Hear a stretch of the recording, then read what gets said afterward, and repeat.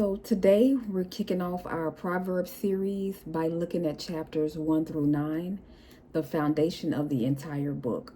Before we dive in, let's talk about who wrote Proverbs and why. I got a few notes with me. Proverbs is traditionally attributed to King Solomon, who ruled Israel around 970 to 930 BC. This was a time of peace and stability, which allowed Israel to focus on education, leadership, and moral instruction. Solomon was known for wisdom because he asked God for it, and these early chapters reflect that heart. Proverbs 1 through 9 is written like a father speaking to his son, but this isn't gender exclusive. In ancient wisdom literature, son simply meant student or learner. These teachings apply to everyone. These chapters aren't short sayings. They're long speeches designed to prepare you for the rest of the book. They introduce major themes such as wisdom versus foolishness, choosing the right path, resisting temptation, listening to instruction, and understanding the consequences of your choices. They also use poetic imagery, Lady Wisdom, Lady Folly, and the adulterous woman. These aren't literal people. They're personifications of choices and attitudes. I think I need to say that again. That's very important. These aren't literal people. They're personifications of choices and attitudes. And here's something important. Proverbs is wisdom literature, not a book of promises. These chapters describe how life generally works, not guaranteed outcomes. They're principles, not formulas.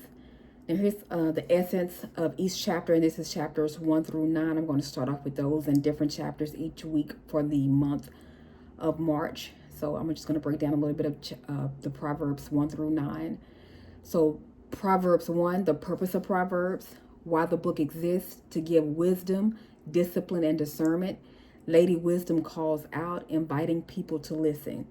The theme of this is wisdom must be chosen. Proverbs 2, the rewards of wisdom. If you seek wisdom like treasure, you'll find it. Wisdom protects you from destructive paths. That theme is wisdom guards your life. Proverbs 3, trust and obedience. Trust in the Lord with all your heart. Wisdom brings peace, stability, and favor. That theme, trust in God, straightens your path. Proverbs 4, a father's legacy. Get wisdom, get understanding, guard your heart, stay on the right path. Theme, wisdom is worth protecting. Proverbs 5, warning against unfaithfulness. Temptation looks sweet, but ends bitter. A warning about the consequences of ignoring wisdom. That theme, sin is seductive, but destructive. Proverbs 6, practical warnings. Laziness, foolish decisions, and the 7 things God hates. Another warning about adultery. That theme is wisdom touches everyday life. Proverbs 7, the trap of temptation. A vivid story of a young man falling into sin. Temptation has a pattern, and it's predictable. Theme, recognize temptation before it grabs you. Proverbs 8, Lady Wisdom speaks. Wisdom existed before creation. Wisdom leads to life and blessing. That theme, wisdom is woven into God's design. And last but not least, Proverbs 9, 2 invitations. Lady Wisdom invites you to life. Lady Folly invites you to destruction. You choose which table you sit at. That thing, wisdom, is a choice. So what's the big takeaway, Christina? Proverbs 1 through 9 is not about rules. It's about direction. It's not about gender. It's about character. It's not about promises. It's about patterns. It's not about perfection. It's about pursuit.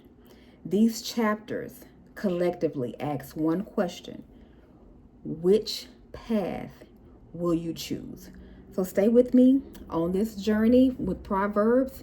It'll be a different chapter next month. I'm going to stay on this course for a while. Take care and God bless.